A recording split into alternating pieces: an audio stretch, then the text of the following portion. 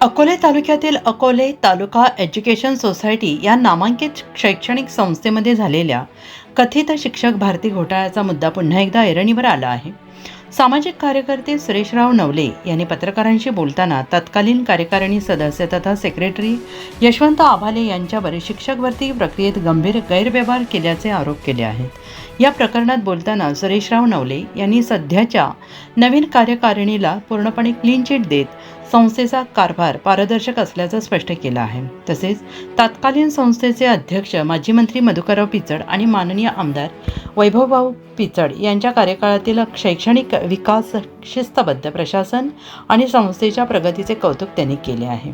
मात्र याच काळात तत्कालीन सेक्रेटरी यशवंत आभाले यांनी आपल्या पदाचा गैरवापर करून शिक्षक भरतीत अनियमितता केल्याचा गंभीर आरोप सुरेशराव नवले यांनी केला असून या प्रकरणाची सखोल चौकशी व्हावी आणि दोषींवर कठोर कारवाई करावी अशी मागणीही त्यांनी केली आहे. या आरोपांमुळे अकोले तालुक्यातील शैक्षणिक वर्तुळात एकच खळबळ उडाली असून आता प्रशासन या प्रकरणात काय भूमिका घेते याकडे सगळ्यांचे लक्ष लागून राहिले आहे. अकोले तालुका एज्युकेशन सोसायटी ज्या शिक्षण संस्थेमध्ये माझ्या पूर्वजांनी योगदान दिलंय त्या ठिकाणी तत्कालीन बीडी कामगारांच्या विडीच्या सुपामागे त्या ठिकाणी पैसे काढले. या संस्थेला उभारणीच्या कामी मदत केली. दूध उत्पादकांनी दुधाच्या एक लिटर मागे त्या ठिकाणी काही पैसे काढले, ते या संस्थेला दिले. संस्था उभी राहिली. माझे पूर्वज, आपले सर्वांचे पूर्वज जे ठळक नावे जर घ्यायची म्हटलं तर कालकथित दादासाहेबजी रुपवते साहेब, आदरणीय यशवंतराव भांगरे साहेब, आदरणीय मधुकररावजी पिचड साहेब, आदरणीय बुवासाहेबजी कॉम्रेड बुवासाहेबजी नवले, भाऊसाहेबजी हंडे, लालचंदजी शहा आणि ज्ञात अज्ञात सर्व मंडळींनी या संस्थेचा कारभार पाहिला. अतिशय चोखपणाने ही संस्था चालवली. या संस्थेत शिक्षण घेऊन अतिशय मोठमोठाल्या हुद्द्यांवरती या संस्थेत शिक्षण घेतलेले सर्व विद्यार्थी घडले, वाढले, मोठे झाले. राज्याला दिशादर्शक कामं त्यांनी त्या ठिकाणी केले. परंतु गेली काही दिवसापासून अकोले तालुका एज्युकेशन सोसायटीत असे काही विषय समोर येत आहेत. मी एकाच विषयाबाबत आपणाबरोबर आत्ता या मुलाखतीतून बोलणार आहे.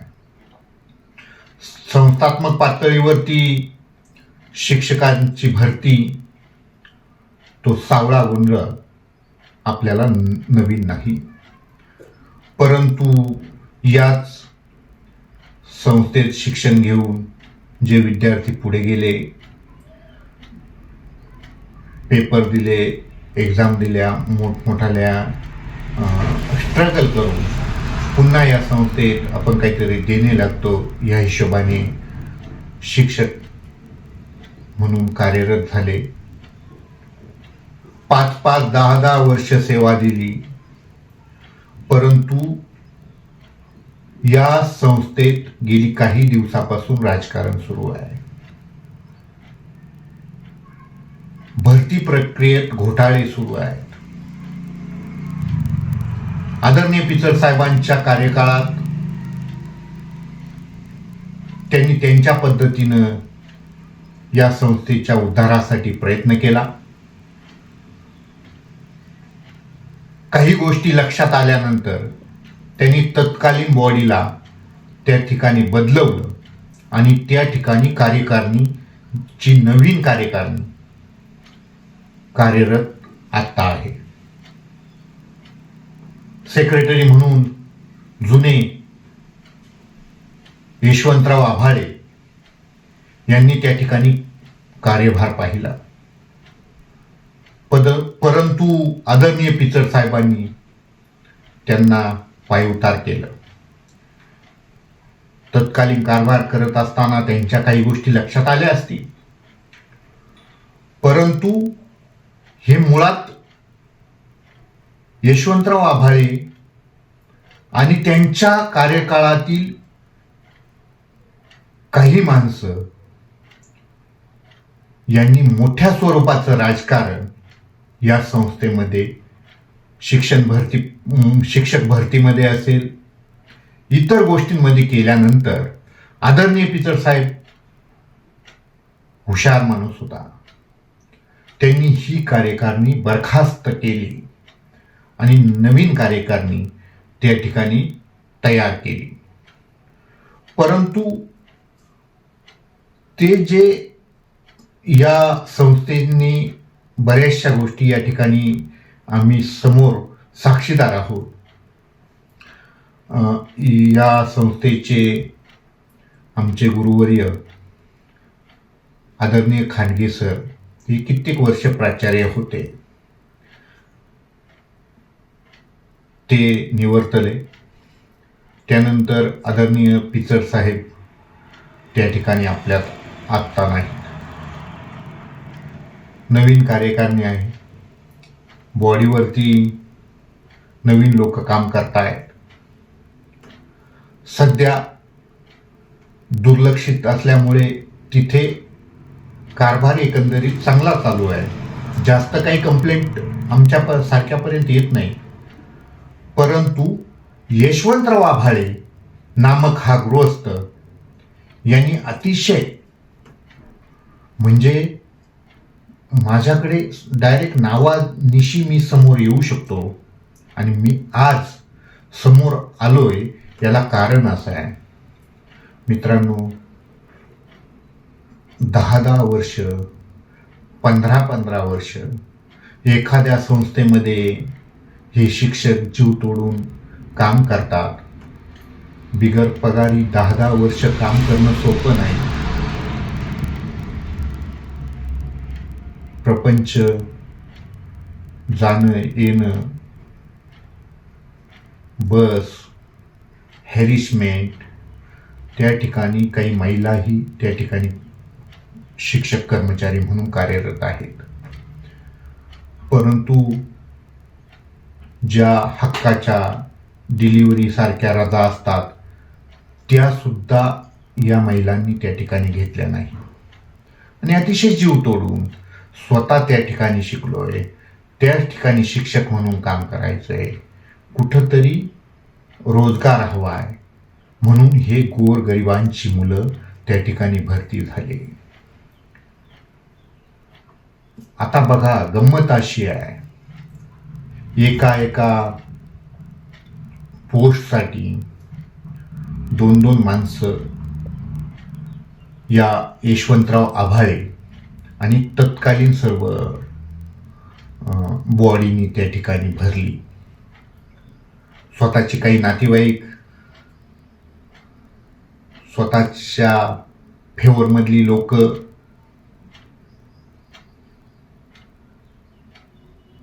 आणि आर्थिक देवाणघेवाणीतून अतिशय मोठ्या स्वरूपाचा गफला या जुन्या कार्यकारिणीने या संस्थेवरती केला आणि त्याचे बाधित विद्यार्थी मेटाकुटीला आले, हैराण झाले. आपण फसवलो गेलोय याची कल्पना त्यांना आली आणि मग कुठेतरी कुजबूज सुरू झाली. कोणी संस्थेत जातंय, संस्थेच्या मुख्य कार्यालयात मीटिंगा घ्यायच्या नाही, दुसरीकडेच कोपऱ्या कापऱ्याला बोलवायचं, त्या ठिकाणी मीटिंगा घ्यायच्या, आजचा दिवस काढून घ्यायचा, उद्याचा पुन्हा चल पुढच्या वढ्यात, असा कार्यक्रम या जुन्या कार्यकारिणीनं त्या ठिकाणी केला. या ठिकाणी नवीन कार्यकारिणी असेल किंवा या संस्थेचा कार्यभार बघणारे माजी आमदार वैभवराव पिचड असतील, यांच्याबाबत आम्हाला कुठल्याही प्रकारचा रोष नाही. परंतु जे शिक्षक फसवले गेलेत, ज्या यशवंतराव आभाळेंनी तत्कालीन शिक्षकांवरती अन्याय केला आहे आणि त्याचा कुठेतरी त्या दिवशी एका माझ्या भगिनीने विष प्राशन करण्याचा प्रयत्न केला. मीटिंग घेतली बाजूला, त्या ठिकाणी तिला फसवले गेल्याची भावना निर्माण झाली आणि तिनं त्या ठिकाणी विष प्राशन करण्याचा प्रयत्न केला. आमच्यासाठी सामाजिक कार्यकर्ते मंडळी त्या ठिकाणी गेले. ते सर्व कुटुंब हवालदिल झालेलं आणि ती सर्व प्रक्रिया मी गाडी लावतोय न लावतोय तोच ते दृश्य डोळ्यासमोरून गेले आणि तळपायाची आग मस्तकाला गेली. तत्कालीन पार्श्वभूमी आपण समजून घेऊ शकता. आम्ही सामाजिक कार्यकर्ते आहोत. आम्हाला सामाजिक भान आहे. सामाजिक भान असल्यामुळे तत्कालीन त्यावेळी अतिशय ते दृश्य पाहून मन हेलावलं. अशा परिस्थितीत यशवंत आभाळे आणि तत्कालीन मंडळी त्याच्या बैठकीला, त्या संस्थांवरती जिथे जिथे काम केलं ते मंडळी या शिक्षकांची त्या ठिकाणी हॅरिसमेंट करत होते आणि त्याचाच प्रत्यय म्हणून त्या शिक्षिकेने त्या ठिकाणी आत्मदहन करण्याचा जागेवरती प्रयत्न केला. दृश्य विदारक होतं. अतिशय तत्कालीन परिस्थिती अतिशय भयावह होती आणि त्यावेळी मी काही उद्गार त्या ठिकाणी काढले. मग अशा वेळेस यांचा गौरव करायचा, यांना फुलदाण्या देऊन यांचा सत्कार सन्मान करायचा. त्यावेळची परिस्थिती तुम्ही लक्षात घ्या. अतिशय भयावह अवस्था त्या ठिकाणी. कुठलंही हेच नाही, कुठलंही त्या ठिकाणी समाजभान जिवंत असणारा माणूस उद्विग्न झाला असता आणि त्या परिस्थितीत आम्ही त्या ठिकाणी तत्कालीन परिस्थितीनुसार त्या ठिकाणी आम्ही काही कुणाला खालच्या लेवलचं बोललो नाही, परंतु सामाजिक भान ठेवून या सर्व लोकांचा तळमळ ही पाहिल्यानंतर आमचं थोडंसं, मी स्वतः तिथे होतो, त्या मुलीचे आई वडील, चुलते, बंधू आणि त्या महिलेचे सर्व परिवार त्या ठिकाणी हवालदिल झालेला होता. कोणी पाणी पाजत होतं, कोणी काय करत होतं. अशा अवस्थेत माझ्याकडून काही 4-2 शब्द गेले असतील, परंतु ते समाजभान जागृत असलेले कार्यकर्ते आम्ही आहोत.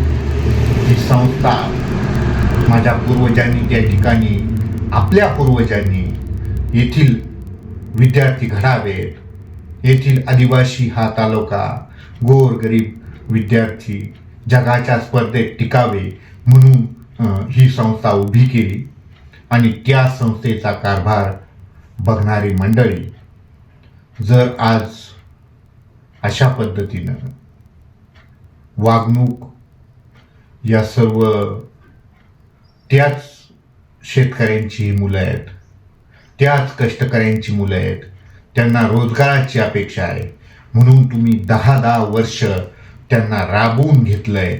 अरे कुठे फेडणार आहात हे पाप? यशवंतराव आभाळे साहेब, तुम्ही ज्यावेळी पायउतार झालात तेव्हाही मी चोर म्हणलेलो आहे आणि ती चोरी आज प्रत्यक्ष आम्हाला दिसते. म्हणून मी या ठिकाणी एवढंच सांगतो आणि थांबतो. मी तत्कालीन आत्ता जी कार्यकारिणी आहे, अध्यक्ष सुनीलजी दातीर साहेब असतील, सेक्रेटरी सुधाकर अप्पा देशमुख असतील, या संस्थेचा कारभार पाहणारे आदरणीय वैभवभाऊ पिचड असतील, यांच्या सर्वांच्या